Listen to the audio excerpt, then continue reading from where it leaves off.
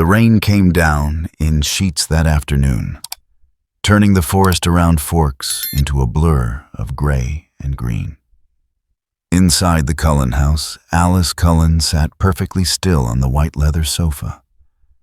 Her small frame rigid with concentrations, her pixie-cut black hair caught the dim light filtering through the tall windows, but her eyes, those amber eyes that saw futures not yet written, stared at nothing at all. Bella Swan watched from across the room, her hands twisting together in her lap. She'd seen Alice have visions before. Usually they came and went like flashes of lightning, quick, decisive, leaving Alice with that knowing smile or that worried crease between her brows. But this was different. Alice had been frozen like this for nearly 5 minutes, and the expression on her face wasn't worry or certainty. It was confusion. Edward stood behind the sofa, one hand resting on Alice's shoulder, his marble-pale features drawn tight. Bella knew that look. He was trying to read Alice's thoughts, trying to see what she was seeing. But from the frustrated set of his jaw, he wasn't having any luck. The silence in the room felt heavy, pressing down like the weight of the storm outside. Alice, Bella's voice came out softer than she intended. Alice blinked. Once, twice. Then she drew in a sharp breath and her shoulders sagged. Edward's hand tightened on her shoulder, steadying her. "What did you see?" Edward asked, his voice low and controlled, but Bella could hear the edge beneath it. Alice turned her head slowly, looking up at her brother. "I don't know," she said, and those 3 words sent a chill through Bella's chest. Alice always knew. That was the point of her gift. She saw the paths that decisions created, the futures that bloomed from choices made in the present. "You don't know." Carlyle's voice came from the doorway. The patriarch of the Cullen family moved into the room with that characteristic grace all vampires possessed, but his face held genuine concern. Behind him, Jasper appeared, his presence immediately calming the tension that had been building in Bella's spine. Alice stood up, shaking her head, as if trying to clear it. "I saw Bella," she said, glancing at the human girl who sat watching with wide brown eyes. "I saw her making a choice. A big one. But then—" She stopped, her lips pressing together in frustration. "Then, what?" Bella asked, pushing herself up from her chair. The wood floor creaked under her feet as she crossed the room. "Then there was nothing," Alice said. "Not darkness, not death. Just absence, like someone cut a hole in the fabric of what I can see." She looked around at her family, and for the first time since Bella had known her, Alice looked genuinely unsettled. "I saw a place, though, before the blind spot. It was clear enough."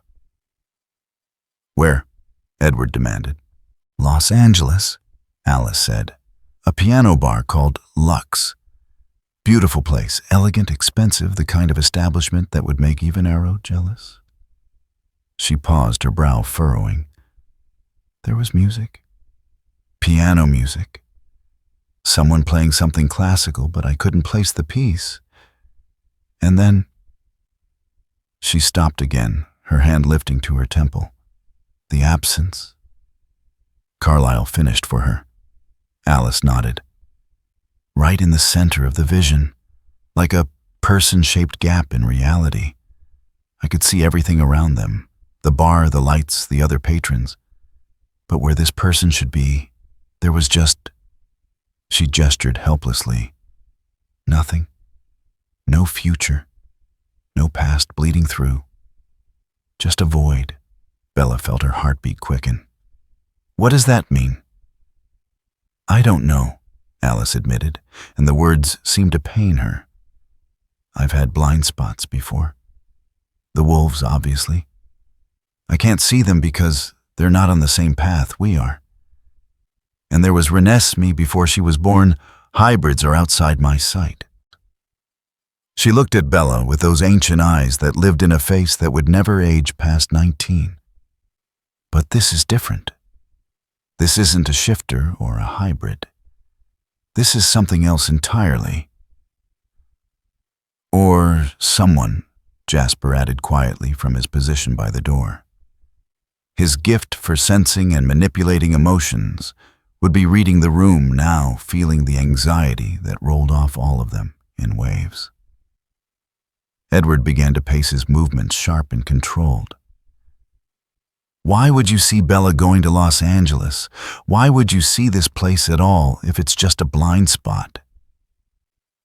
Because the blind spot isn't the whole vision, Alice said. It's just the center of it. She struggled for the metaphor. Like looking at an eclipse.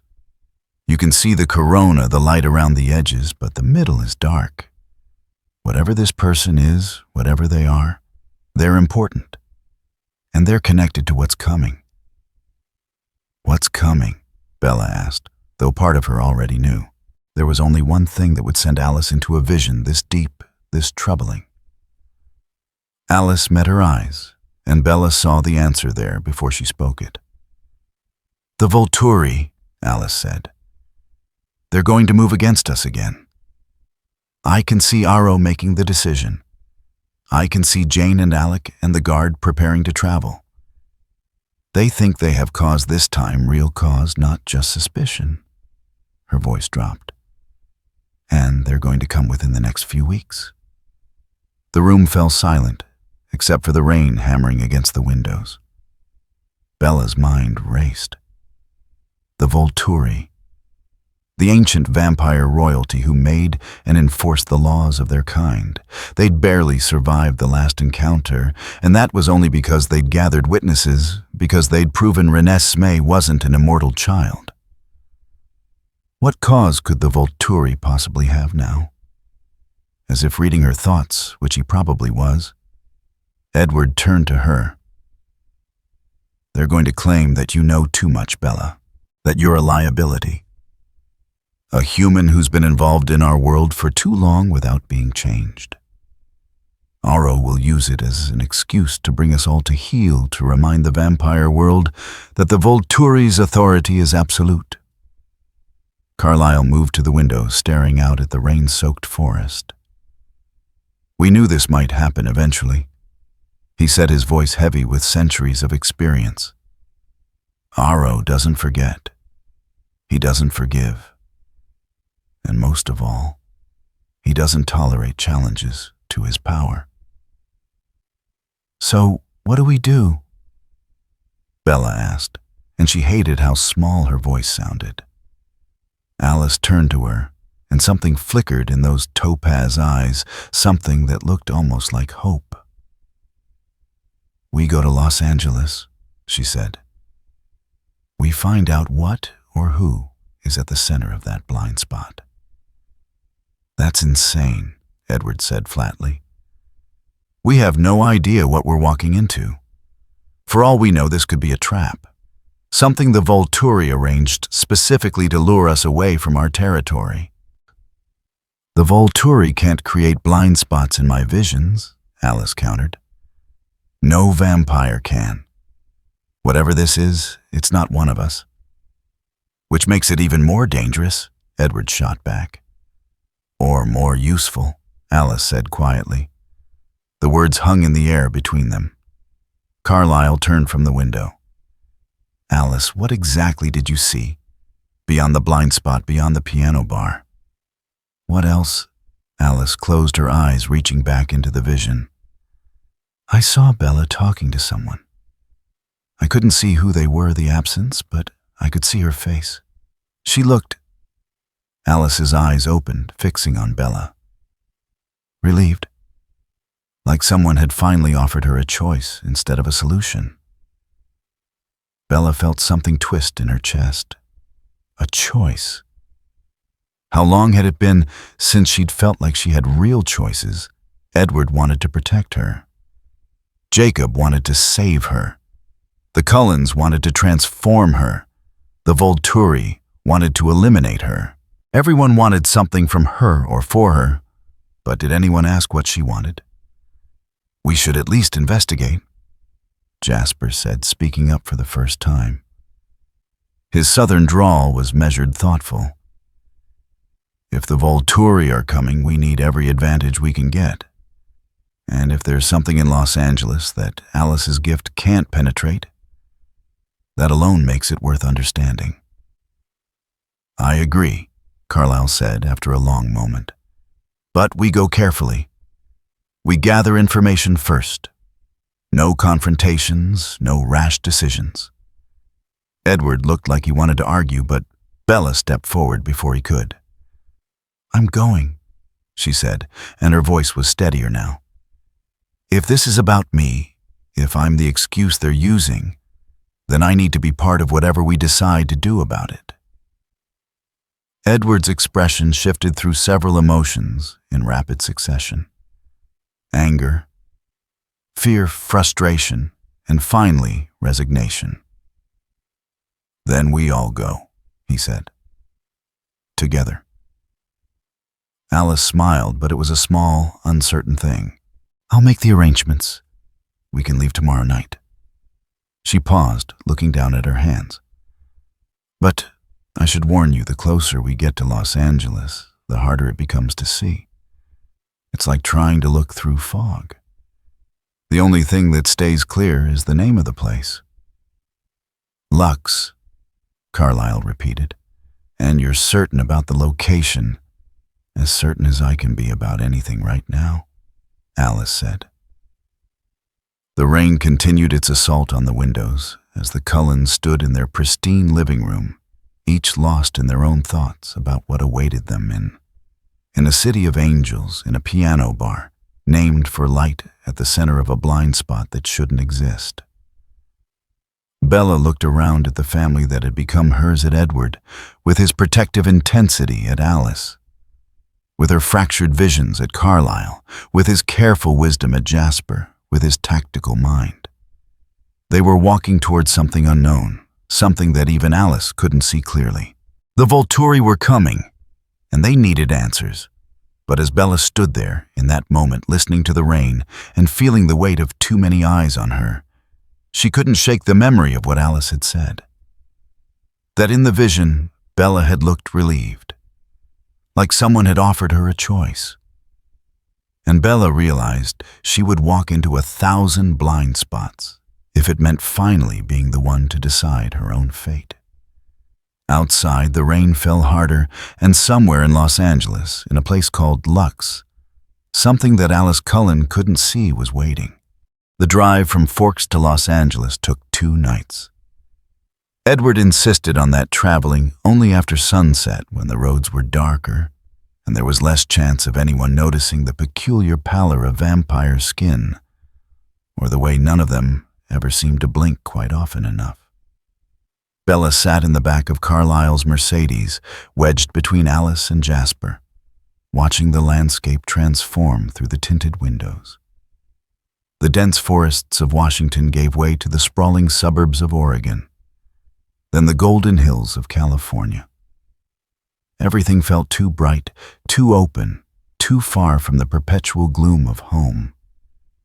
Edward drove with one hand on the wheel, the other drumming an anxious rhythm against his thigh. Bella could see the tension in his shoulders, the way his jaw kept clenching and unclenching. Every few miles he'd glance at Alice in the rearview mirror, as if hoping her expression might have changed, might have offered some new insight into what they were heading toward. It never did. "Still nothing?" Carlyle asked from the passenger seat, his voice gentle but probing. Alice shook her head, her short hair barely moving with emotion. "It's getting worse, actually. The closer we get, the more static there is. Like someone's jamming a radio signal." She pressed her fingertips to her temples. "I can see the building now. Lux is downtown near the Arts District. Modern architecture, lots of glass and steel. But the interior is still just..." She made a frustrated gesture with her hands. "Empty," Bella finished quietly. Not empty, Alice corrected, turning those uncanny topaz eyes toward her. Blocked. There's a difference. Bella wasn't sure she understood the distinction, but she nodded anyway. Through the window, she watched California highway lights streak past in amber blurs. Somewhere ahead, in a city she'd never visited, there was a person or a thing that could hide from Alice Cullen's gift. A gift that had seen the Volturi coming, had saved their family more than once, had proven itself time and again to be nearly infallible. Nearly. "Tell me again what you learned," Carlyle said, and Bella realized the question was directed at him, not Alice. During their first night's rest stop, Carlyle had made calls. Discreet inquiries to old contacts, vampires who moved in different circles, who kept their ears to the ground in ways the Cullens rarely needed to. Bella had watched him pace outside a dingy motel, in Reading phone pressed to his ear, his expression growing more and more troubled with each conversation. "There are stories," Carlyle said now, his voice taking on that careful, measured tone he used when discussing things he didn't fully understand. "Nothing concrete, but several of my contacts mentioned hearing about something in Los Angeles. An entity that doesn't fit into any of our usual categories. Not vampire, not shifter, not any of the other supernatural variants we know." "What kind of entity?" Edward's voice was sharp. "That's the problem, no one seems to know.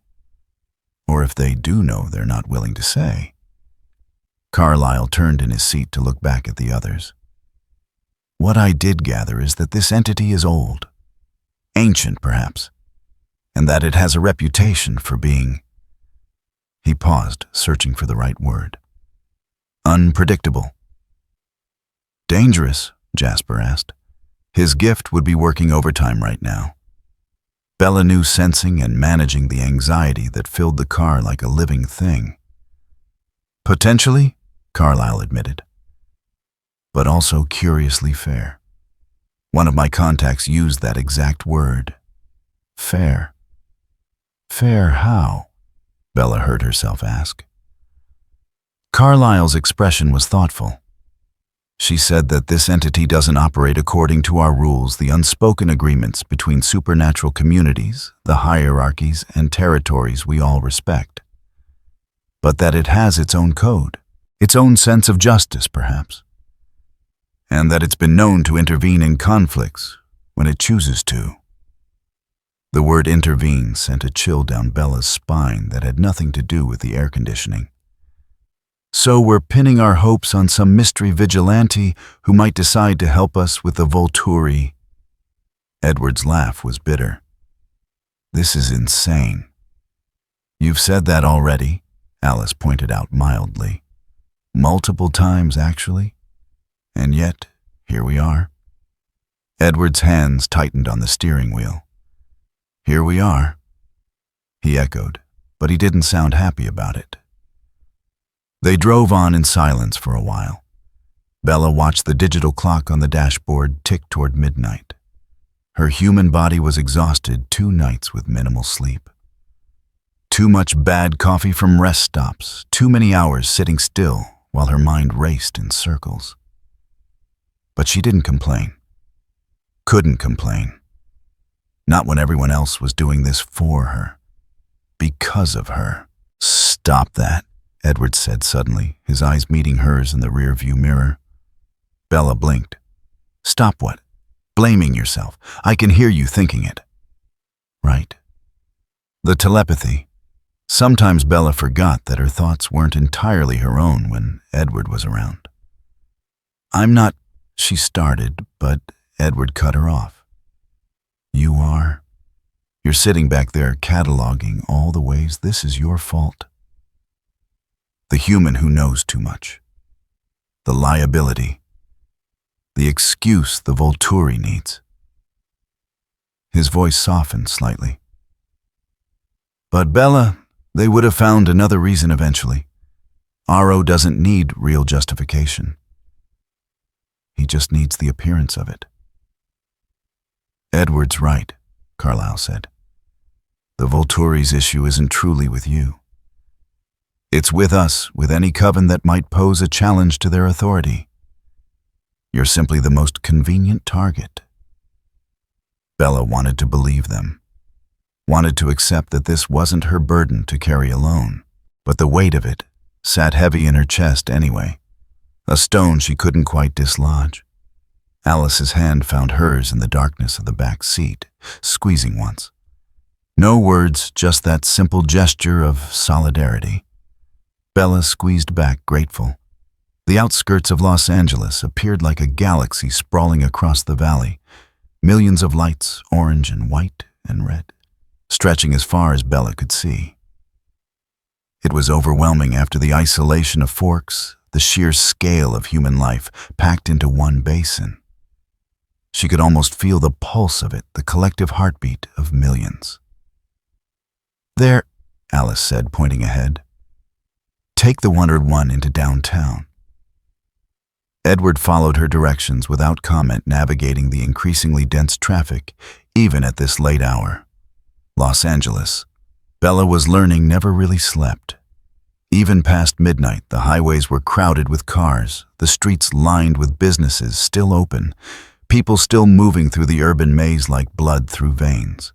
They parked in a structure near the Arts District, the Mercedes looking impossibly pristine among the more weathered vehicles around it. Bella stepped out onto concrete that still held the day's heat, a stark contrast to the perpetual chill of the Pacific Northwest. The air smelled different here, less rain and pine, more exhaust and hot asphalt, with something else underneath it. Desert wind, maybe carrying dust from the mountains that ringed the basin. It's 3 blocks north, Alice said, already moving with that inhuman grace that made her look like she was floating rather than walking. The vision's clearer now that we're close.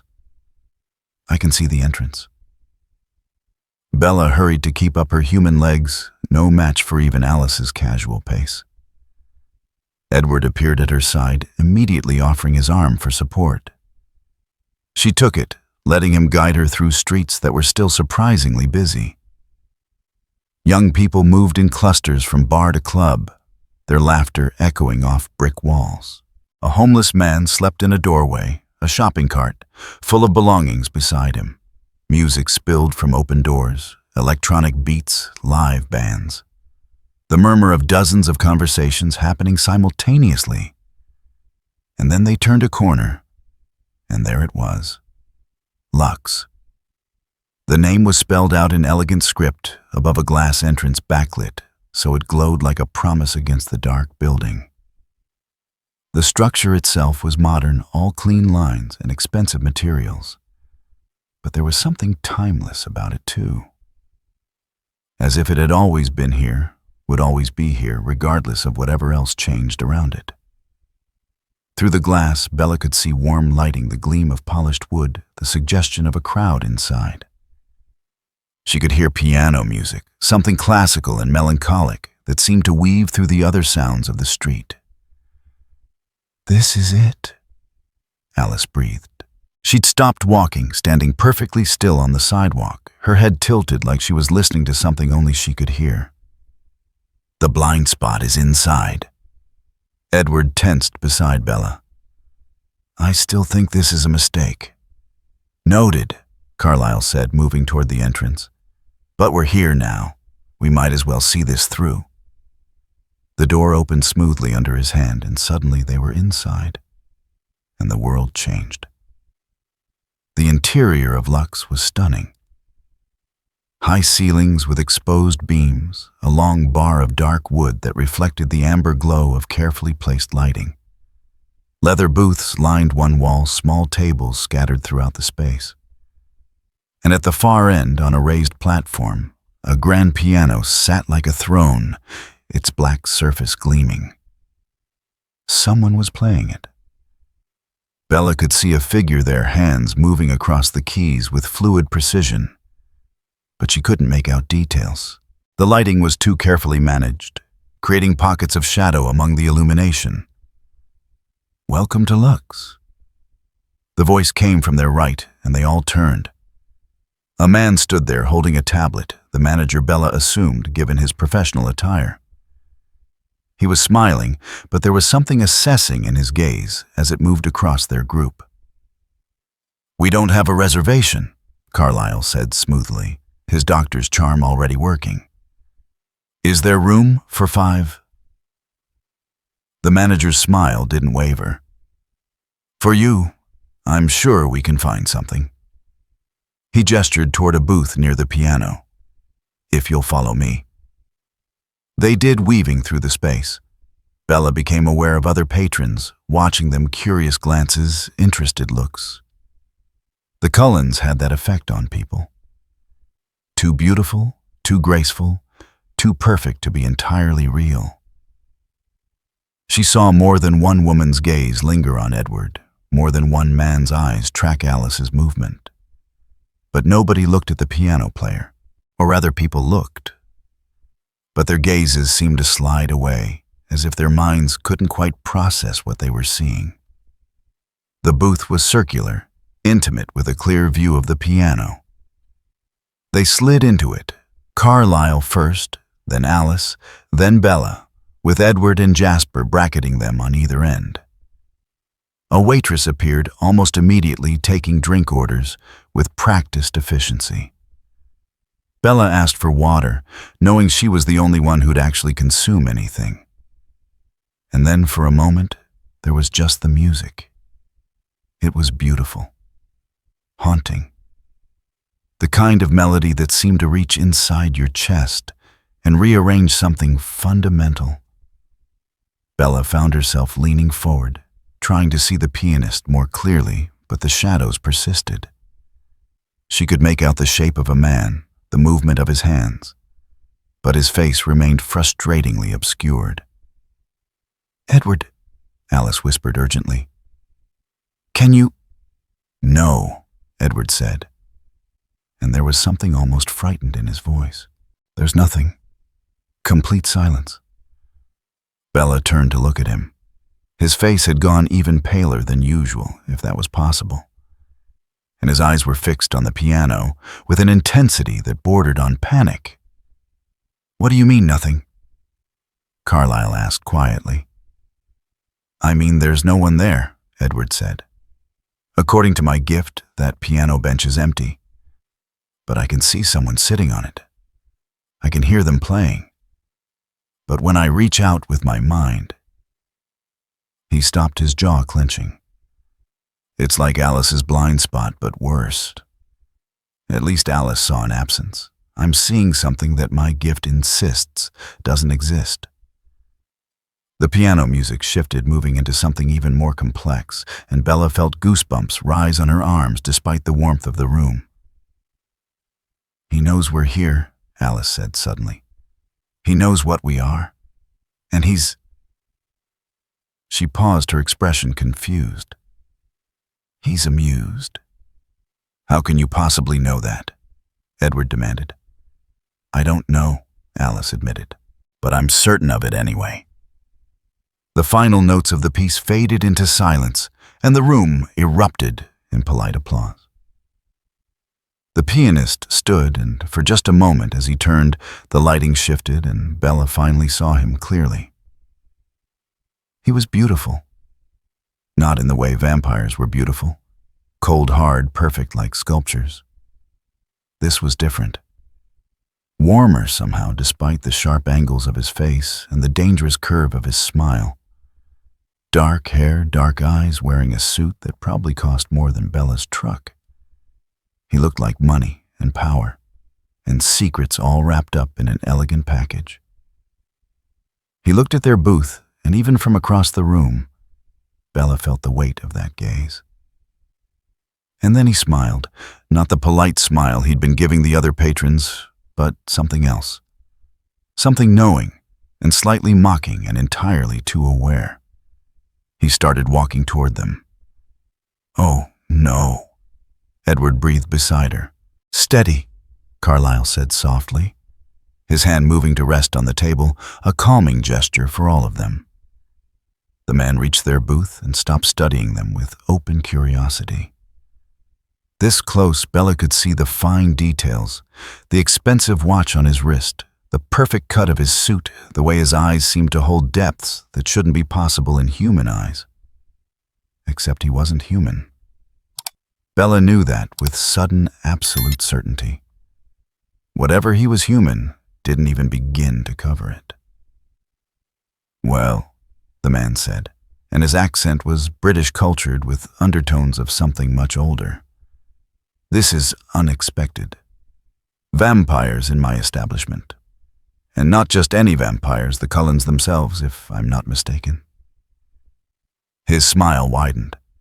"I'd say I was honored, but honestly, I'm mostly curious. What brings Carlisle's little vegetarian clan to Los Angeles? Surely not my piano playing, exquisite though it is." Carlisle started to respond, but the man held up a hand, his attention shifting to Edward. "And you?" He said something sharp, entering his tone. "Trying to read my thoughts." "How terribly rude. Though I suppose I should be flattered that you're attempting it at all, given that I doubt you're succeeding." Edward's expression was frozen somewhere between shock and fury. The man's gaze moved on cataloging each of them in turn. When it reached Bella, it stopped, lingered, and something in his expression shifted, became more interested, more focused. "Ah," he said softly, "the human. The reason you're all here, I'd wager." He tilted his head, studying her with an intensity that made Bella want to shrink back into the booth.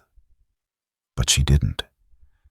Something in her pride or stubbornness or simple exhaustion with being afraid made her meet his gaze directly.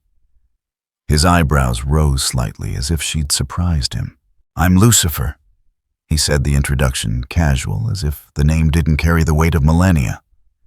"Lucifer Morningstar. And you?" His attention shifted back to include all of them. "You're in trouble. The kind that usually ends with someone dead or enslaved or wishing they were either. Am I warm?" Nobody spoke. The silence stretched. Lucifer's smile turned sharp. "Oh, this is going to be interesting."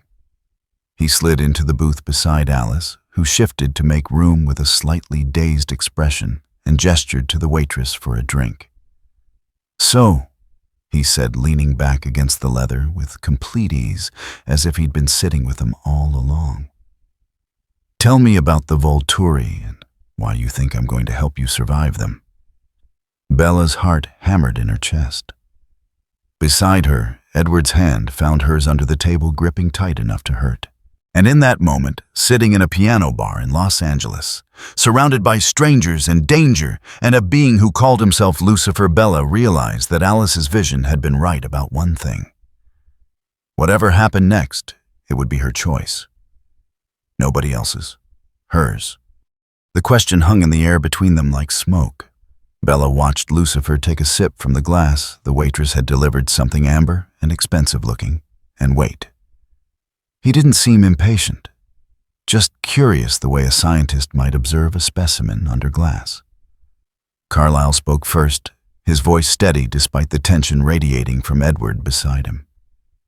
"You already know who we are. You know about the Volturi. So you must also know that we're running out of options." "Options," Lucifer repeated, tasting the word. "How wonderfully vague. Tell me, Dr. Cullen, what exactly do you think your options are? From where I'm sitting, you have precisely none. The Volturi have decided you're a problem. They're going to solve that problem in the way they always do, with overwhelming force and theatrical displays of authority. You can run, but they'll find you. You can fight, but they'll crush you. You can plead, but Aro has never been moved by tears." He paused, swirling his drink. "So what is it you think I can offer that would change any of that?"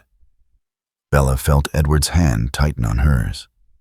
She could sense his frustration, his desire to protect her, warring with his inability to read Lucifer's intentions. Being blind to someone's thoughts must be torture for him. We're not asking you to fight them, Carlyle said carefully. We're asking for... He seemed to struggle for the right word. A loophole, Alice supplied. She was leaning forward slightly, her strange eyes fixed on Lucifer with an intensity that made Bella uncomfortable. Something they can't predict. Something that falls outside their understanding of how power works. Lucifer laughed, and it was a surprisingly genuine sound. Oh, I like you. You understand the game at least. He set his glass down on the table, the clink of crystal against wood unnaturally loud. But let me be clear about something. I don't do favors. I don't particularly care whether you live or die, whether the Volturi maintain their little empire, or whether it crumbles into dust. Your politics bore me. Then why are we here? Edward's voice was tight, controlled fury, barely leashed. Why show yourself? Why not just let us leave? Lucifer's attention shifted to Edward, and Bella saw something flicker in those dark eyes. Not quite pity, but something close to it. Because, dear boy, you're trying so very hard to hear my thoughts, and failing spectacularly, and watching you struggle is almost painful. But more importantly, his gaze moved back to Bella. Because your human interests me. Bella's throat went dry. Why? Because you're caught in the middle of a story that has nothing to do with you and everything to do with everyone else's desires. Edward wants to protect you. The Volturi want to eliminate you. Your little family here wants to save you. But nobody... He leaned forward, his eyes locked on hers. Bon, nobody has asked what you want, have they? The silence that followed was deafening. Bella felt the weight of it pressing down on her chest, felt the truth of it settling into her bones. How long had it been since anyone had asked her that question, really asked without already having an answer prepared? That's what I thought, Lucifer said, leaning back again. So here's what's going to happen. I'm going to make you an offer. Not them. He gestured at the Cullens. You. Because this is your life they're all fighting over, and I have certain principles about free will that I'm rather irritatingly committed to upholding. What kind of offer? Bella managed to ask, though her voice came out smaller than she wanted. Lucifer was quiet for a moment, studying her. Then he spoke, and his voice had lost its mocking edge, become something harder and more serious. I will ensure that no one, not the Volturi, not anyone, forces you to make a choice you don't want to make. I will not allow them to coerce you, threaten you, or eliminate you simply because you know too much. Your decisions remain yours. That's... Edward started, but Lucifer held up a hand without looking at him. I wasn't finished. In exchange, you must actually make a choice.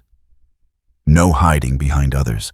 No letting Edward decide for you. No letting Carlyle negotiate your fate. No passive acceptance of whatever solution seems easiest. You choose actively and consciously what you want your life to be. That's the condition. Bella stared at him. That's it. You'll protect me from the Volturi if I just decide things for myself. Oh, I won't protect you, Lucifer corrected, and now his smile was back sharp and dangerous.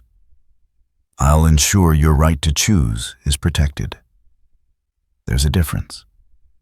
If you choose to walk into their hands, I won't stop you. If you choose to become a vampire, a human, or something else entirely, that's yours to decide. But the moment someone tries to take that choice from you, the moment they try to force your hand or remove you as a variable.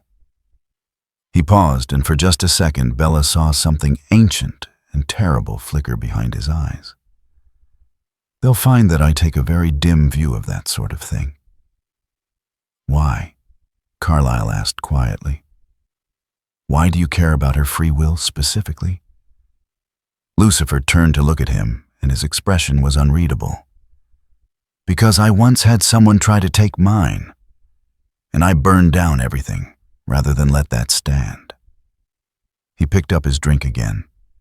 Consider this a matter of principle, or ego, if you prefer. The Volturi operate under the assumption that their authority is absolute, that their will is law. I find that presumption offensive. So this is about your pride? Edward said flatly. Everything is about pride eventually, Lucifer replied without heat. But it's also about the fact that I genuinely despise bullies, and Aro has been one for far too long. Someone should remind him that there are things in this world beyond his reach. Alice was very still, her expression distant. You're not going to fight them directly. You're going to... She stopped, her brow furrowing. I can't see what you're going to do, but it's going to make them leave. Very good, Lucifer said approvingly. Yes, I'm not going to crush them in glorious combat. That would be boring, and more importantly, it would solve nothing. They'd simply regroup, find another excuse to come after you. No, what I'm going to do is demonstrate something far more valuable. He took another sip of his drink. I'm going to show them that their precious secret, the one thing that keeps them in power, is far more fragile than they believe. Bella's mind raced, trying to understand. The secret that vampires exist. Precisely. The Volturi's entire authority rests on their ability to enforce that secret. They punish anyone who threatens exposure, eliminate anyone who might reveal the truth to the human world. It's their fundamental law, the pillar everything else rests on. Lucifer's smile was cold now. Imagine what would happen if I proved I could shatter that secret in ways they couldn't prevent or contain. Not that I will, but that I could. That alone would be enough to make them reconsider their priorities. You'd threaten the entire vampire world. Jasper spoke for the first time, his voice carrying a weight of old violence. Millions of lives just to make a point. I wouldn't threaten them, Lucifer corrected mildly. I'd demonstrate my capability to threaten them, then offer them the courtesy of backing down with dignity. There's a difference. I'm not interested in actually exposing vampire kind. That would be tedious and would hurt innocent humans in the crossfire. But the Volturi don't need to know I have no interest in following through. They only need to know I can. Edward was shaking his head. This is insane. You're talking about holding the entire supernatural world hostage. No, I'm talking about revealing that it was always hostage, just to different things. The Volturi have been playing this game for 3,000 years. Times someone reminded them that the rules can change. Lucifer's attention returned to Bella. But all of this is moot if you don't agree to my terms. So, Bella Swan, do you want this? Do you want your choices to remain yours, whatever the cost? Bella's heart was racing. She could feel Edward's eyes on her, could sense Carlyle's concern, Alice's uncertainty, Jasper's tension. They were all waiting for her to decide, and the irony of that wasn't lost on her. This was exactly what Lucifer was offering. The right to decide. Not to be saved, not to be protected, to be the one who chose. What's the catch? She asked, surprised by how steady her voice sounded. Lucifer's smile widened. Smart girl. The catch is this: I'm offering you a principle, not a guarantee. I will ensure no one can force you into a decision. But I can't prevent consequences.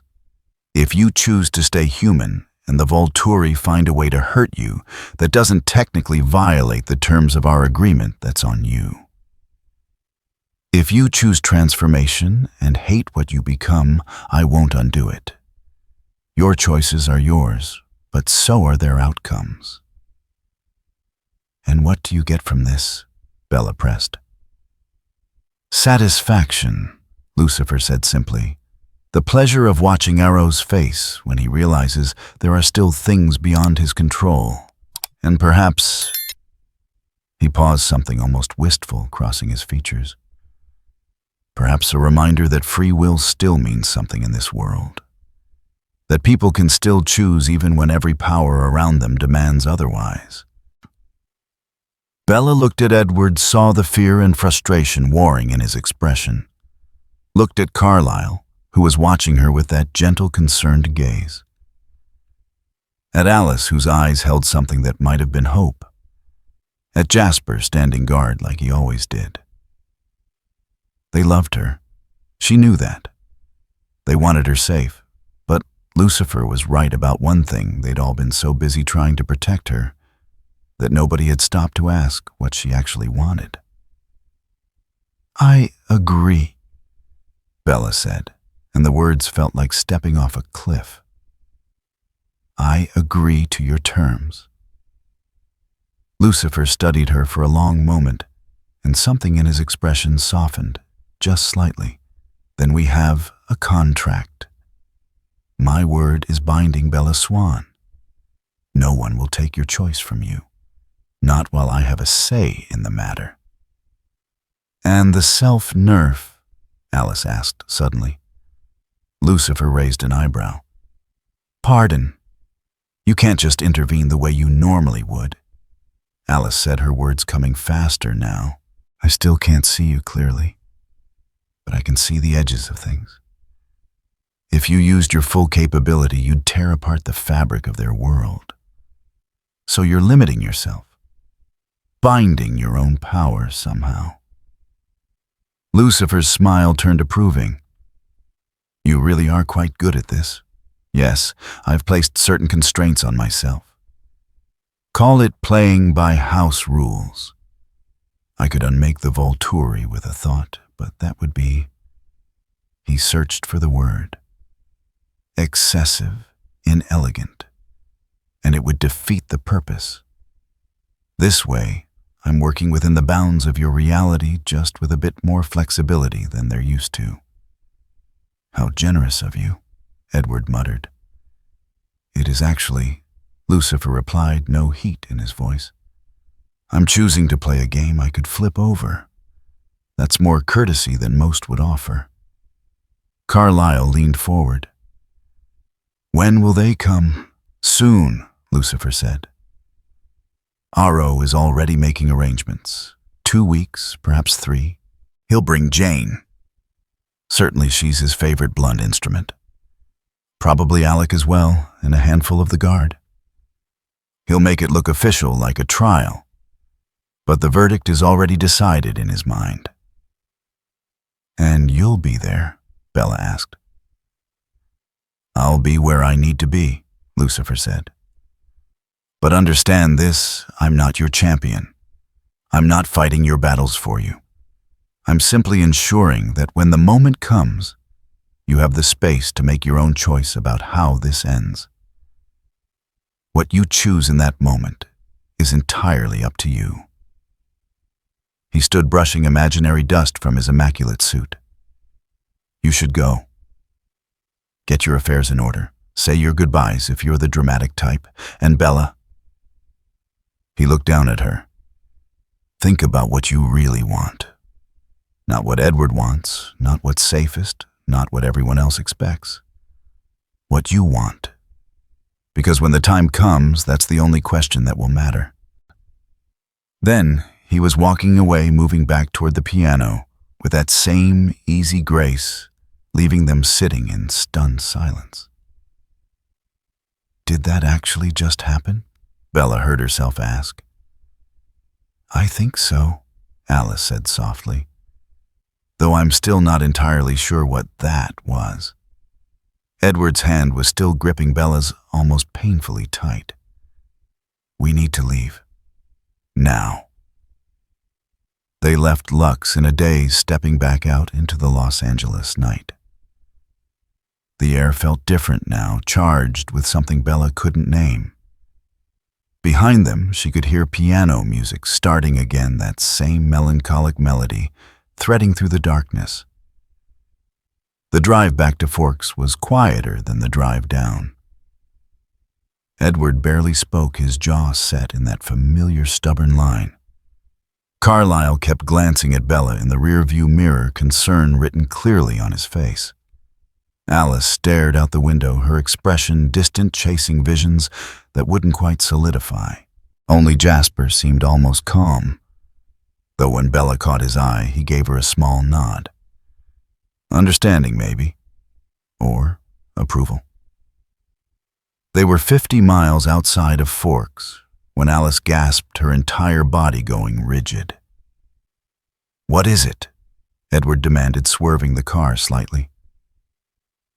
"They're coming," Alice whispered. "The Volturi. I can see them now. Jane and Alec and 6 of the guard. They'll be here in 2 weeks." "Are you sure?" Carlyle asked. "I'm sure." Alice's voice was hollow. "They've already left Volterra. And Aro." She stopped, her eyes widening. "Aro is coming himself. He's bringing Caius and Marcus. This isn't just a trial. This is a statement." The car fell silent, except for the hum of the engine and the whisper of tires on asphalt. Bella stared out at the dark forest rushing past, and in her mind, she heard Lucifer's voice again. "What do you want?" She didn't know yet, but she had 2 weeks to figure it out. 2 weeks to decide what her life was going to be. 2 weeks until everything changed. The rain started as they crossed into Washington, soft at first, then harder until the windshield wipers struggled to keep up. It felt like coming home to the gray and the damp, and the weight of too many impossible choices. But this time, Bella thought, feeling the resolve settle into her bones, the choice would be hers, whatever happened. Whatever it cost. Hers. 2 weeks passed like water slipping through fingers. Bella spent them in a state of suspended animation, watching the people around her prepare for war while she tried to figure out what peace might look like. Edward became quieter, more withdrawn. He stayed close to her constantly, as if proximity alone could shield her from what was coming. At night, he'd sit by her window and watch the forest, his expression carved from stone. Bella wanted to comfort him, wanted to tell him everything would be all right, but the words felt hollow before they could leave her lips. Alice made phone calls. The Denali clan agreed to come as witnesses, though Bella could hear the reluctance in their voices, even through the receiver. Carlyle reached out to other allies, vampires, who owed him favors or who simply believed in the principle of standing against tyranny. By the end of the first week, they had a dozen vampires scattered through the Cullen house, each one radiating tension like a living wire. Bella moved through it all feeling strangely detached, as if she were watching herself in a play. She went to school. She did her homework. She had dinner with Charlie and listened to him talk about his day at the police station.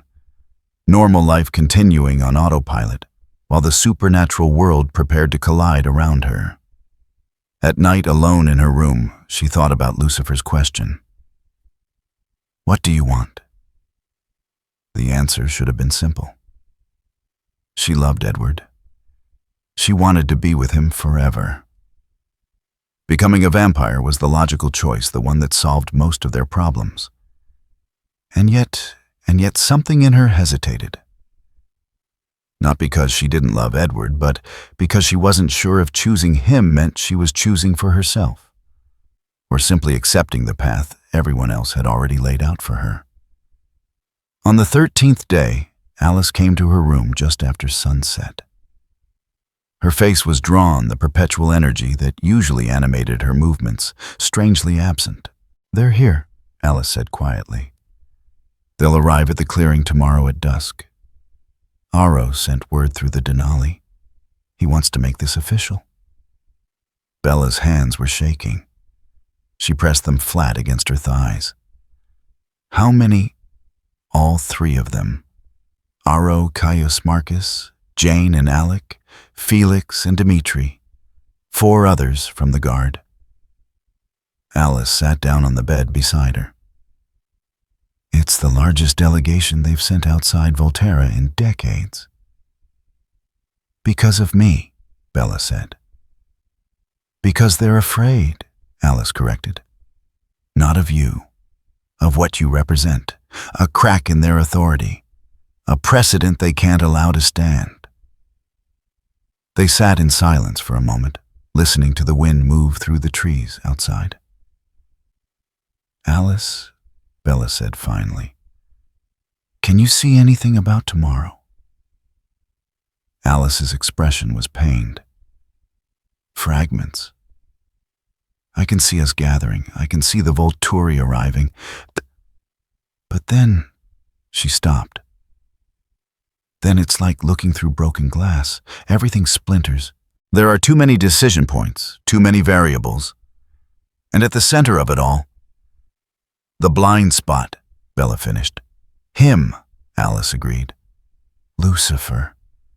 I can't see him, and I can't see what he's going to do. All I know is that by the end of tomorrow, either we'll all be free, or we'll all be dead. Comforting, Bella muttered. Alice managed a small smile. I've seen worse odds. The next day crawled by with agonizing slowness. Bella couldn't eat breakfast. She tried to focus on a book, but gave up after reading the same page 6 times without retaining a single word. Edward stayed with her, his presence both comforting and suffocating in equal measure. As the sun began its descent toward the horizon, they gathered. The clearing they'd chosen was the same one where they'd faced the Volturi before when Renesmee was born. Bella remembered that day, the fear, the certainty that they were all going to die, and then the miracle of Alice arriving with proof that had saved them all. She wondered if there would be a miracle this time.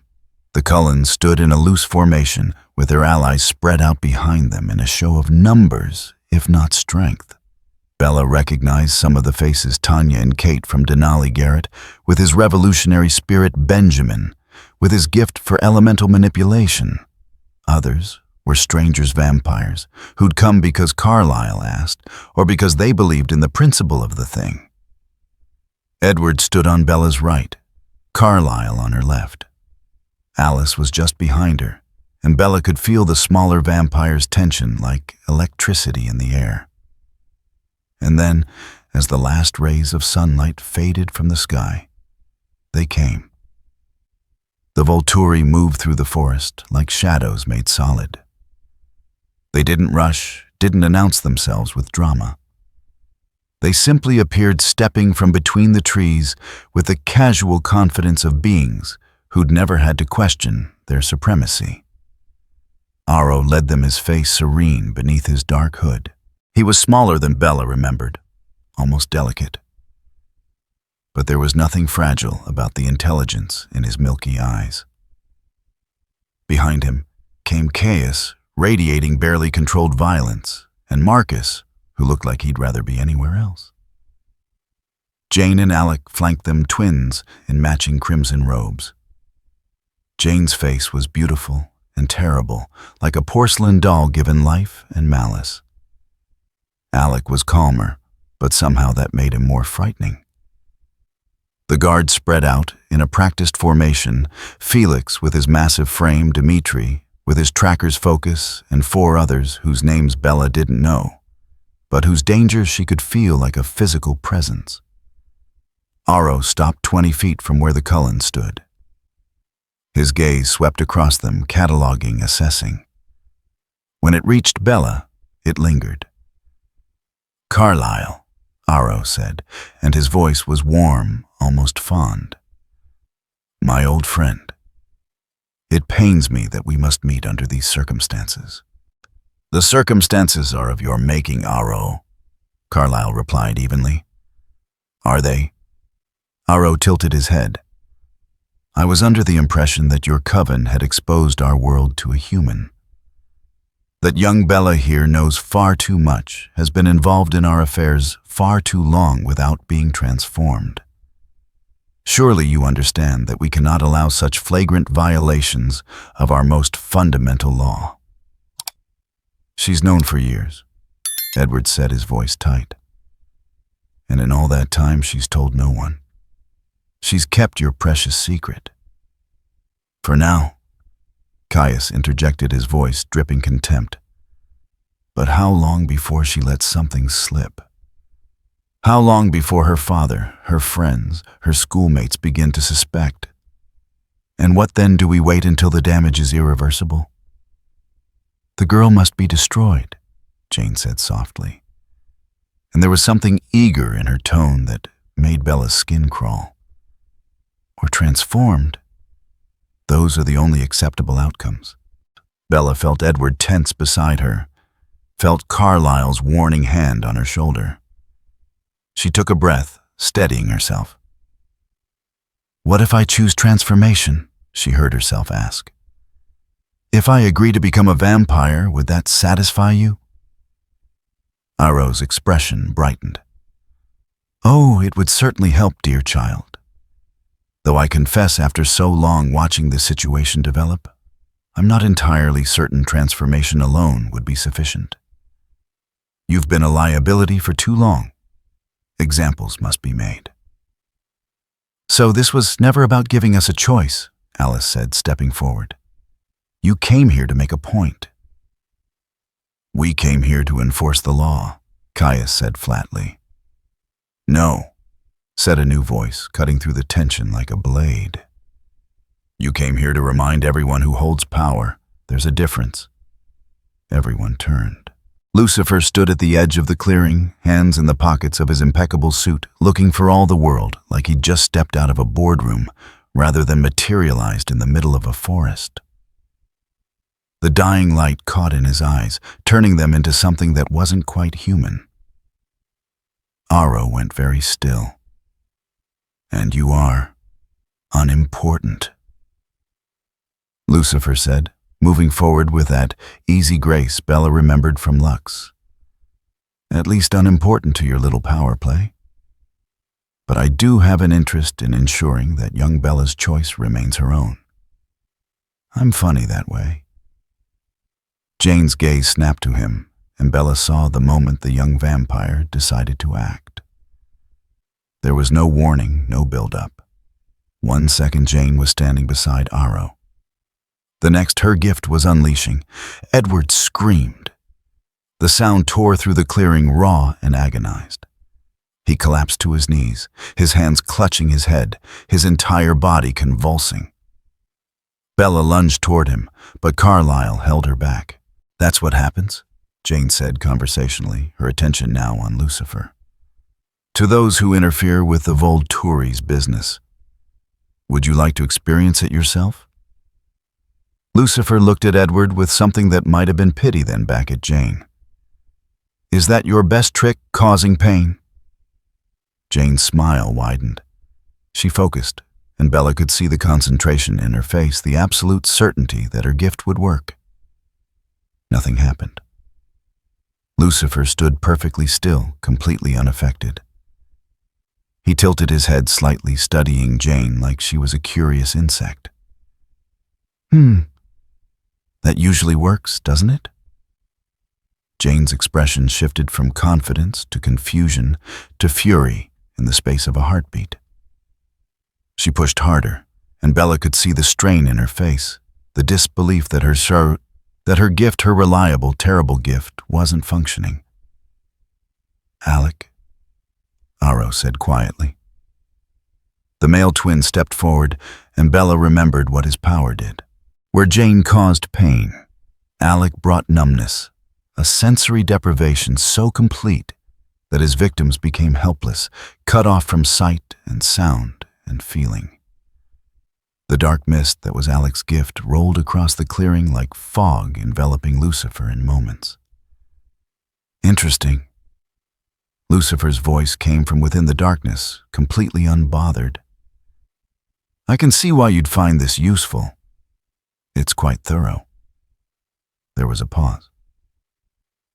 but I'm afraid it relies on affecting the target's perception of reality. And I have certain disagreements with reality about who's in charge. The mist dissolved. Not gradually, not fading away.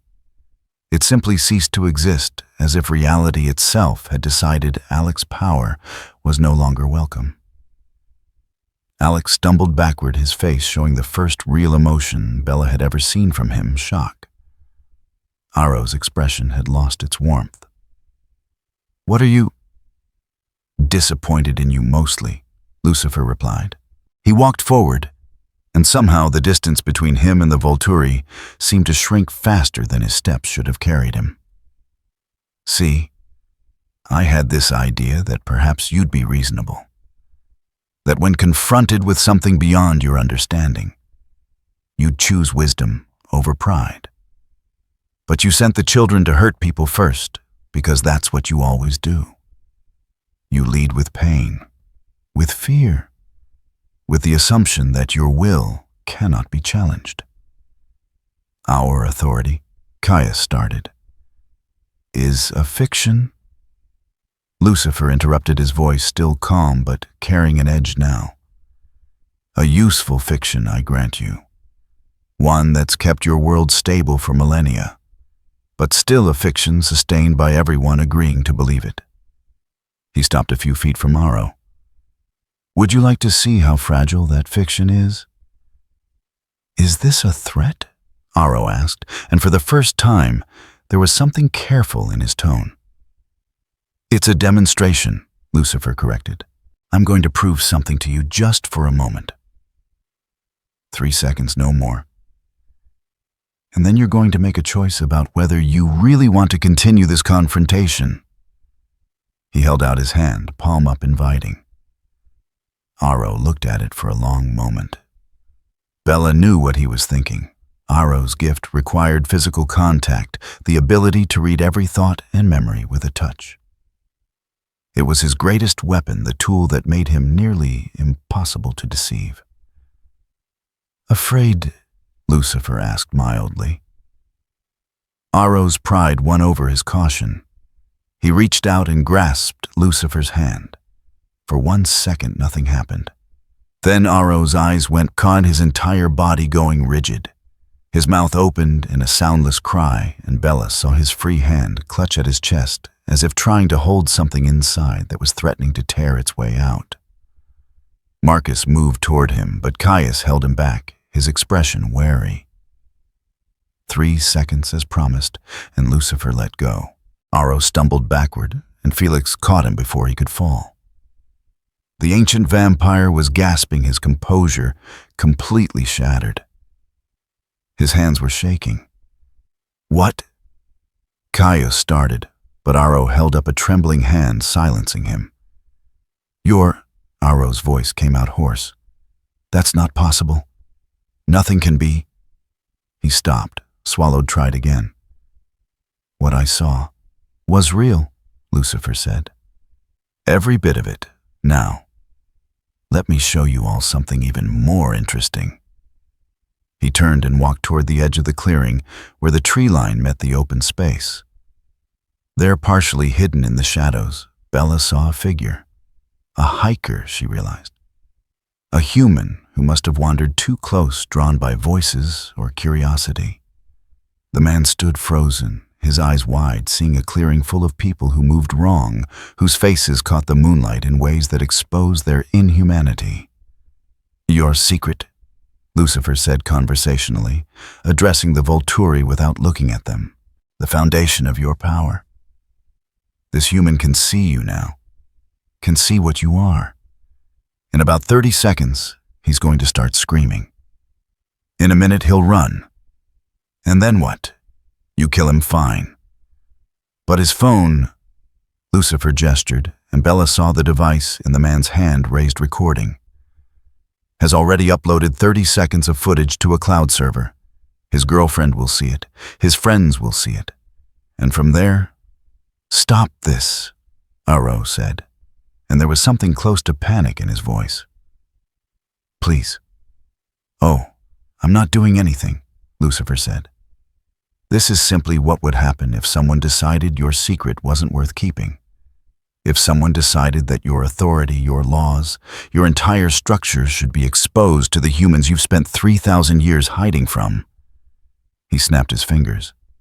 The hiker blinked, looked around the clearing with confusion, but no fear, looked at his phone, frowned at the blank screen, and then shrugged and turned back into the forest, completely unaware of what he'd almost witnessed. "I just showed you two things," Lucifer said, turning back to face the Volturi.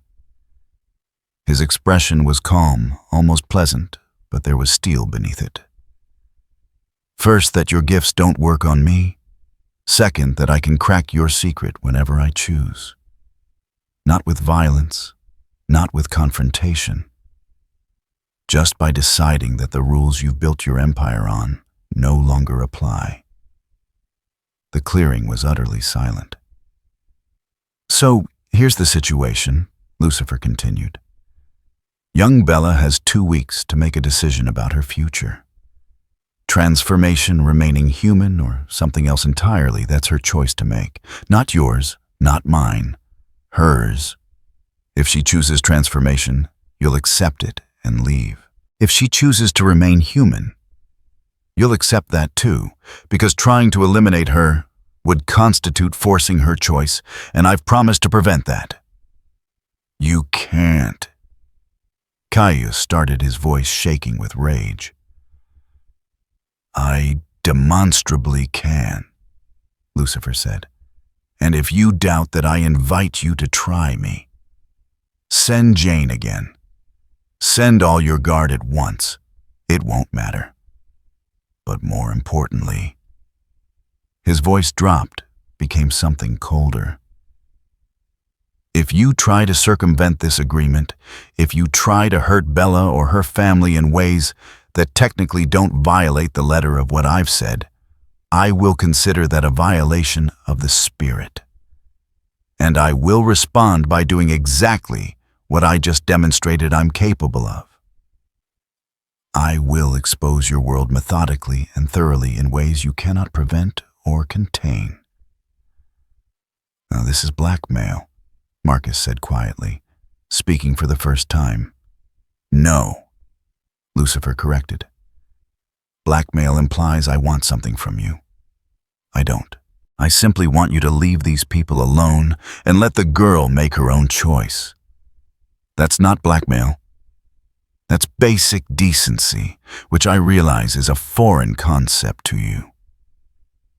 Aro had recovered some of his composure, though his hands still trembled slightly. "You would doom our entire world, human and vampire both, just to prove a point about free will." "I wouldn't doom anything," Lucifer said. "You'd be dooming it by refusing to accept that there are things beyond your control. I'm offering you a graceful exit. Take it." The silence stretched. Bella held her breath, aware of how still everyone had gone. Even Edward, recovered from Jane's attack, was frozen beside her. Finally, Aro spoke. "How long?" 2 weeks, Lucifer said. "Bella will have her answer by then. When she does, you'll respect it." "And if we refuse?" Caius demanded. "Then I stop being polite," Lucifer said simply. "And trust me when I say you don't want to see what that looks like." Aro looked at Bella, his expression unreadable. Then he looked at Lucifer, at the Cullens, at his own guard. Bella could see the calculation happening behind his eyes, the weighing of risks and costs. "Very well," Aro said finally. 2 weeks. The girl will make her choice and we will respect it. On one condition." "Which is?" Lucifer asked. "That your interference ends here. Once she's made her choice and we've honored it, you disappear from our world. We don't need..." He paused. "Entities like you disrupting the balance we've maintained." Lucifer smiled. "Deal. Though I should warn you, I was never really interested in your world to begin with. I have a piano bar to run." Aro nodded slowly. He turned to Carlyle. 2 weeks, old friend. See that the girl chooses wisely. Then the Volturi were moving, flowing back into the forest like shadows receding. Within moments, they were gone, leaving only the clearing full of stunned vampires and one very confused human girl. Bella realized she'd been holding her breath. She let it out in a rush, her knees suddenly weak. Edward caught her, pulling her against him, and she could feel him shaking. Well, Lucifer said, brushing off his suit. That was tedious? Though I'll admit, Aro's face when he touched me was almost worth the trip. What did you show him? Carlyle asked quietly. Lucifer's expression became distant for a moment. The truth. What I am. Where I came from. The things I could do if I chose to. He focused on Carlyle again. It's not knowledge that sits comfortably in a mind like his. But he'll recover. Alice was staring at him. I still can't see you. Even now, standing right here, you're just absence. Good, Lucifer said. It's better that way. Trust me. He looked at Bella. 2 weeks. Think carefully. This is your life, and you only get one chance to live it on your own terms. Thank you, Bella managed to say. Lucifer waved a hand dismissively. Don't thank me. I didn't do this for you. I did it because the Volturi annoyed me, and I enjoy reminding powerful beings that they're not as powerful as they think. He started to walk away, then paused. Though for what it's worth, the fact that you were willing to meet my eyes in Lux, that you didn't flinch, when you should have been terrified. That was interesting. Maybe you'll make the right choice. Maybe you won't. But at least it'll be yours. Then he was gone, vanished between one blink and the next, leaving no trace that he'd ever been there at all. The clearing erupted in conversation, vampires talking over each other, trying to process what they'd just witnessed. But Bella wasn't listening. She was thinking about Lucifer's question, about the choice she'd been given, about the weight of having 2 weeks to decide the shape of her entire future. Edward's arms were still around her, solid and familiar. She leaned into him, drawing comfort from his presence, even as her mind spun. 2 weeks. 14 days to figure out who she wanted to be. And this time, when she made her choice, it would be hers and hers alone. No matter how terrifying that was. The house felt different after the Volturi left. Quieter, maybe, or just emptier now that the allied vampires had dispersed back to their territories. The Denali clan stayed one more night out of politeness, then made their excuses and departed with relief written clearly on their faces. Nobody blamed them. They'd come to stand witness to a confrontation that had ended without bloodshed, which was more than anyone had hoped for. Bella sat in the Cullens' living room, a mug of tea growing cold in her hands. Through the windows, dawn was breaking over the forest, painting everything in shades of gray and gold. She hadn't slept.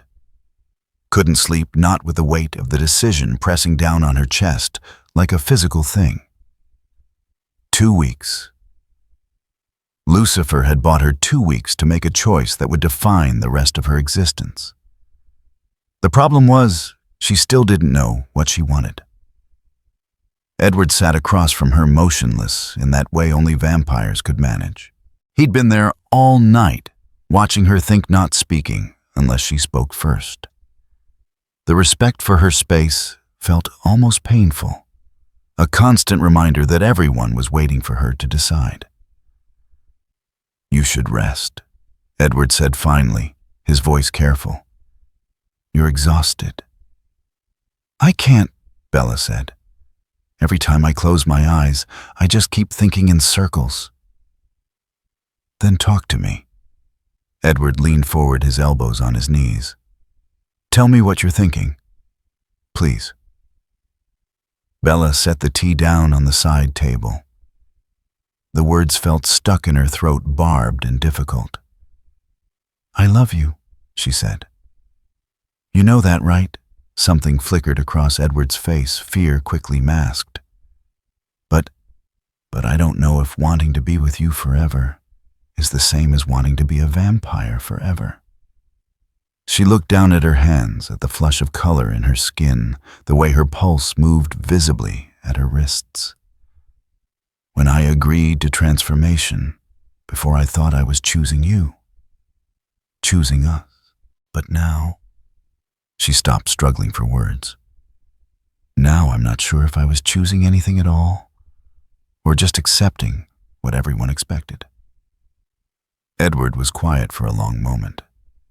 When he spoke, his voice was strained. "Are you saying you don't want to be changed?" "I'm saying I don't know," Bella admitted. "And that terrifies me. Because shouldn't I know? Shouldn't the answer be obvious if it's the right one?" "Not everything important is obvious," Edward said quietly. He stood, moving to sit beside her on the couch, close, but not touching. "Bella, I've spent decades making decisions based on what I thought was right, what I thought would protect the people I loved. And sometimes I was right. But sometimes..." He paused. "Sometimes I used protection as an excuse for control. Sometimes I told myself I was keeping you safe, when really I was just afraid of losing you." Bella turned to look at him. His face was open in a way it rarely was vulnerable. "Lucifer was right about one thing," Edward continued. "I've been so focused on what I want for you, for us, that I haven't really listened to what you want for yourself. And that's not love. That's just fear with better intentions." "Edward, let me finish."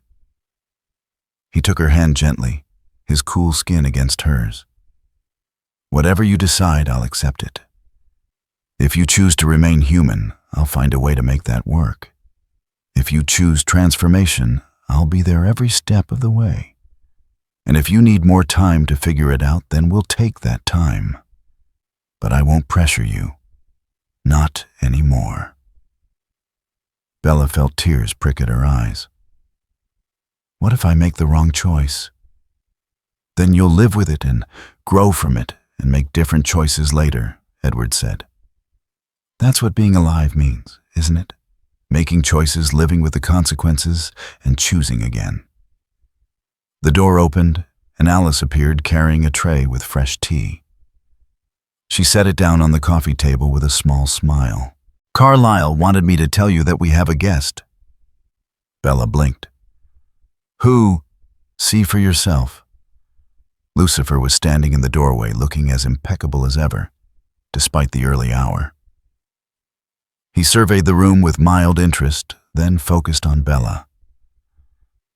"I don't usually make house calls," he said. "But I thought I should check in, make sure you weren't being unduly influenced." "I'm fine," Bella said, surprised by how steady her voice was. "Are you..." Lucifer moved into the room, his presence somehow making it feel smaller. "Because from where I'm standing, you look like someone who's trying very hard to make decisions that will please everyone else." "That's not..." Bella started, then stopped. Was it true? Was she still trying to find an answer that would make Edward happy? Make Carlyle proud? Make Alice's visions line up the way they were supposed to? "Let me tell you something," Lucifer said, sitting in the chair Edward had vacated earlier. "In all my considerable existence, I've watched countless beings struggle with choices. And do you know what I've learned? The decisions we agonize over the most are usually the ones where we already know the answer, but we're afraid to admit it." "And what if the answer I know is the wrong one?" Bella asked. "There is no wrong one," Lucifer said. "There are only choices and consequences. You could become a vampire and love it. You could become a vampire and hate it. You could stay human and live a full, mortal life. You could stay human and die young in an accident that has nothing to do with vampires at all. The future isn't a test you can pass or fail, Bella. It's just future. What matters is that when you make your choice, you make it for yourself. How do I know if I'm doing that? Lucifer leaned back, studying her. Stop thinking about what happens after. Stop thinking about Edward's reaction or your father's confusion or whether Alice will still be able to see your future clearly. Ask yourself one simple question. If you woke up tomorrow and could be anything, do anything with no one else's opinions mattering at all, what would you be? Bella closed her eyes, tried to silence all the voices in her head. Edward's careful concern, Carlyle's gentle guidance, even Lucifer's sharp wisdom. Tried to hear only her own voice, her own desire. And there beneath all the noise, she found it. I want time, she said, opening her eyes. I want to be human a little longer. Not forever, maybe, but longer than right now. I want to go to college. I want to figure out who I am when I'm not just reacting to supernatural crises. And then, she looked at Edward. Then when I'm ready, when I've lived enough of this life to know what I'm leaving behind, I want to choose transformation. For myself, not because I'm afraid of dying. Not because it's the only option. Because I've decided it's what I want. The silence that followed felt heavy with possibility. Edward's expression was complicated relief and sadness and acceptance, all mixed together. How long? I don't know, Bella admitted. A year, 2. However long it takes for me to feel like I'm not just running towards something, but actually choosing it. And the Volturi? Alice asked quietly. Lucifer waved a dismissive hand. Already handled. Aro agreed to respect her choice, whatever it is. If Bella chooses to delay transformation, that's her prerogative. She's choosing transformation eventually, just on her own timeline. That's sufficient for their purposes. They'll actually accept that, Bella asked. They don't have much choice, Lucifer said with a thin smile. Not after I demonstrated what happens when I'm displeased. Aro is many things, but he's not suicidal. Carlyle appeared in the doorway, his expression thoughtful. This is acceptable to everyone. It's acceptable to me, Edward said, looking at Bella. And that's what matters. Alice nodded. I can work with this. The future's still flexible, but at least now I can see shapes in it again. Bella felt something in her chest unclench, a tension she hadn't realized she'd been carrying. Thank you, she said to all of them, but especially to Lucifer, for giving me this, for making them listen. Lucifer stood brushing invisible dust from his sleeves. Don't thank me. You did the hard part, actually making a choice instead of letting circumstances make it for you. He started toward the door, then paused. Though I will say this. The fact that your choice was wait until I'm ready, rather than yes immediately or no forever, that shows more wisdom than most immortals acquire in centuries. You'll do fine, Bella Swan. Will we see you again? Bella asked. Unlikely, Lucifer said. I have a piano bar to run, and your world is, well, it's very dramatic, isn't it? All this angst over immortality and love and destiny. It's exhausting just watching it. But there was something almost fond in his tone. Though if you ever find yourself in Los Angeles and in need of a good piano performance, Lux is always open. Then he was gone, vanished between one breath and the next, leaving only the faint scent of expensive cologne and the memory of eyes that had seen too much. The Cullen stood in silence for a moment, processing everything that had happened. Finally, Emmett's voice boomed from upstairs. "So does this mean we can stop walking on eggshells now because the tension was killing me?" Well, metaphorically. The tension broke and Bella found herself laughing, the sound surprising her with its genuine relief.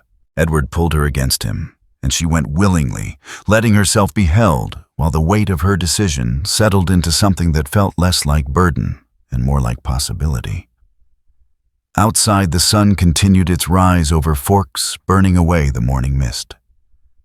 Bella watched it through the window, thinking about time. She had time now. Time to be young, to be human, to be herself before she became something else. It wasn't the ending anyone had expected. It wasn't dramatic or final or neat. But it was hers. And that Bella thought, pressing closer to Edward's unchanging chest, was exactly what Lucifer had been trying to teach her all along. The choice wasn't about being right or wrong. It was about being hers. 18 months later, Bella stood in the parking lot of the University of Washington, her breath visible in the October air. Students moved around her in clusters, bundled in scarves and jackets, laughing about midterms and weekend plans. She adjusted her backpack and headed toward the literature building, her worn copy of Paradise Lost tucked under one arm. The irony of the reading assignment wasn't lost on her. College was everything and nothing like she'd imagined. The classes challenged her in ways high school never had. Her roommate, a pre-med student named Sarah, had no idea about vampires or the Volturi, or the fact that Bella's boyfriend didn't age. To Sarah, Bella was just another English major who talked too much about Bronte and drank too much coffee during finals week. It was gloriously, wonderfully normal. Edward visited every weekend, driving up from Forks with a new book recommendation or tickets to whatever play was showing at the campus theater. They'd walk through the arboretum, her hand warm in his cold one, talking about her classes and his current project he'd started composing again tentatively. Music that sounded less like grief and more like hope. The distance was hard sometimes. Bella missed him during the week, missed the easy comfort of his presence. But she was also learning who she was when he wasn't there, learning what she liked, what she wanted, what made her angry, or excited, or curious, without filtering it through anyone else's expectations. She was learning to be Bella, just Bella, without the weight of vampire politics or supernatural destiny pressing down on every decision. Her phone buzzed as she climbed the stairs to her classroom. A text from Alice. "Vision update, you're going to ace your midterm. Also wear the blue sweater to the reading tonight. Trust me." Bella smiled. Alice's visions had stabilized over the past year and a half, now that Bella's future wasn't constantly shifting between human and vampire. The precognitive vampire had taken to sending fashion advice and lottery number suggestions with equal enthusiasm. The reading that night was at a small bookstore near campus, a local author discussing her debut novel. Bella had been looking forward to it all week, one of those small pleasures she'd discovered she loved, being in a room full of strangers who cared about stories, listening to someone talk about the craft of building worlds with words. She wore the blue sweater. The bookstore was crowded warm with body heat and the smell of coffee and old paper. Bella found a seat near the back, notebook open in case anything struck her as worth remembering. The author was good, funny, and self-deprecating, talking about the terror and joy of finally finishing something she'd worked on for years. The hardest part, the author was saying, was learning to trust my own voice, to stop writing what I thought I should write and start writing what I actually wanted to say. It sounds simple, but it took me a decade to figure out. Bella found herself nodding. She understood that now, in a way she hadn't 18 months ago. The difference between doing what you thought you should do and doing what you actually wanted. Between accepting a path and choosing one. After the reading, as the crowd dispersed and Bella gathered her things, she noticed someone standing by the poetry section. A man in an expensive suit, completely out of place among the students in their hoodies and jeans, examining a slim volume with apparent interest.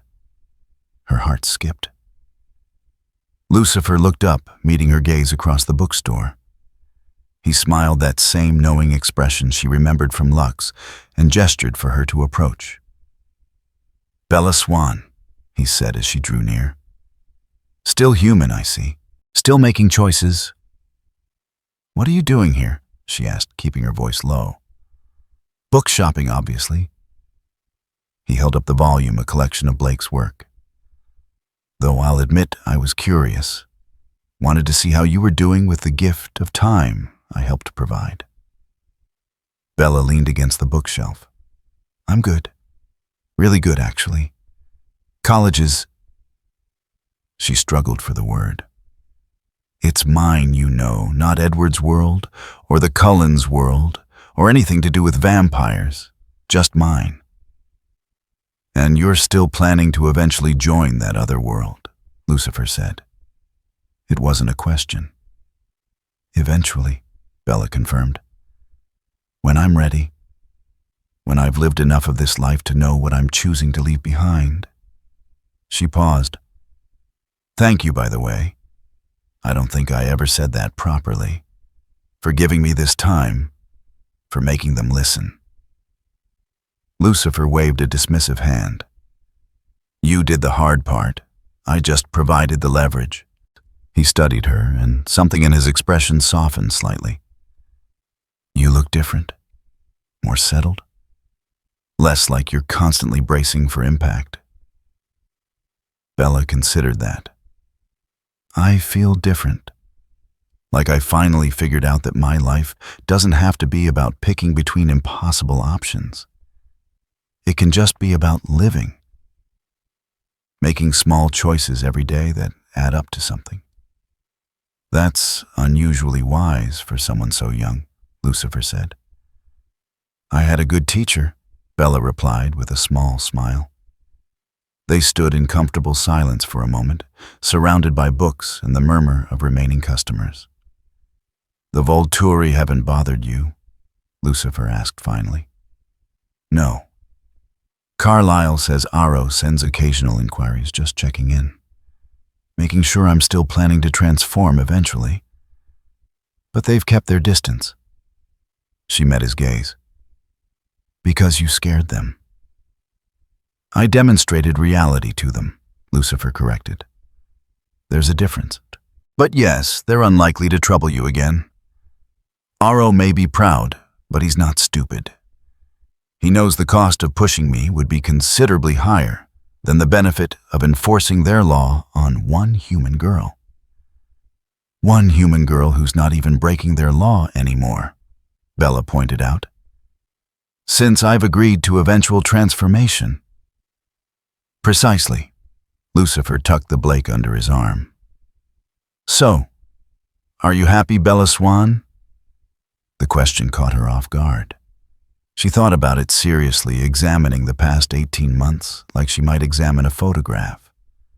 The classes and the late-night study sessions, the conversations with Sarah about boys and futures and fears, the weekends with Edward where they were learning to be together without the urgency of constant crisis. The slow, steady realization that she was building a life, not just waiting for one to happen to her. "Yeah," she said finally. "I think I am. Not in some perfect, everything is wonderful way, but in a real way, in a way that feels like mine." Lucifer's smile was genuine. "Good. That's the point of free will, you know. Not to make perfect choices, but to make choices that are yours, and then live with them. Grow from them. Become someone through them." He started toward the register, then paused. "For what it's worth, I think you'll make an interesting vampire someday." when you're ready. You've learned something most immortals never figure out, that agency matters more than outcome. Will I see you again? Bella asked. Unlikely, Lucifer said. I've closed up Lux, actually. Moving on to other projects. Los Angeles was becoming tedious. He glanced back at her. But if you ever need a reminder that your choices are yours, just think about this conversation. About the fact that you're standing in a bookstore on a Tuesday night because you wanted to, not because anyone made you. That's the whole point. Then, he was walking toward the exit, paying for his book, with the casual grace of someone who'd been navigating human spaces for longer than humanity had words for it. The door chimed as he left, and when Bella looked through the window, he was already gone, vanished into the Seattle night like he'd never been there at all. She stood there for a moment, Blake's words echoing in her mind from the countless times she'd studied him in class. Better to reign in hell than serve in heaven. Lucifer's namesake, the rebel angel who chose damnation over submission. But that wasn't quite right, Bella thought. Lucifer hadn't chosen damnation. He'd chosen himself, his own will, his own path, his own definition of what mattered. And in doing so, he'd given her the same gift not by solving her problems or making her choices for her, but by ensuring she had the space to make them herself. Her phone buzzed again. Edward. Finished with the reading, want to get dinner? Bella texted back a yes and headed for the door. Outside, the October night was cool and clear, the city lights reflecting off low clouds. She could see the Space Needle in the distance, could hear traffic and voices and all the ambient noise of human life continuing on its messy, complicated way. She had 2 more years of college, then maybe graduate school if she decided she wanted it. Then when she was ready, when she'd lived enough and learned enough and become enough of herself to know what she was choosing, she'd join Edward's world permanently. Or maybe she'd change her mind. Maybe she'd find some other path, some other future she couldn't see yet. The point was, it would be her choice. Whatever she decided. Whenever she decided it, hers. And as Bella walked through the Seattle night toward the restaurant where Edward was waiting, she realized that Lucifer had been right about something else too. The future wasn't a test to pass or fail. It was just future. An infinite series of moments where she'd keep choosing, keep growing, keep becoming whoever she was going to be. One decision at a time, one day at a time, one choice at a time, all of them hers. In the years that followed, the supernatural world would quietly discuss what had happened in that clearing outside Forks. The Volturi, who had ruled through fear and absolute authority for 3 millennia, had been forced to retreat. Not through violence or superior strength, but through the simple demonstration that their power was more fragile than anyone had believed. Aro never spoke of what he saw when he touched Lucifer's hand. But those close to him noticed the change, a new caution in his decisions, a willingness to negotiate, where before he would have simply commanded. Other covens took note. The idea spread quietly, carefully, that perhaps authority wasn't as absolute as they'd been taught. That perhaps choices mattered more than hierarchies. And in Seattle, a human girl attended classes and made decisions and learned that the most radical act of all was simply claiming ownership of her own life. Lucifer Morningstar had touched their world for barely 3 days. The ripples would last centuries. If you enjoyed this video, don't forget to leave a like and subscribe to the channel. And be sure to turn on notifications so you won't miss our future videos.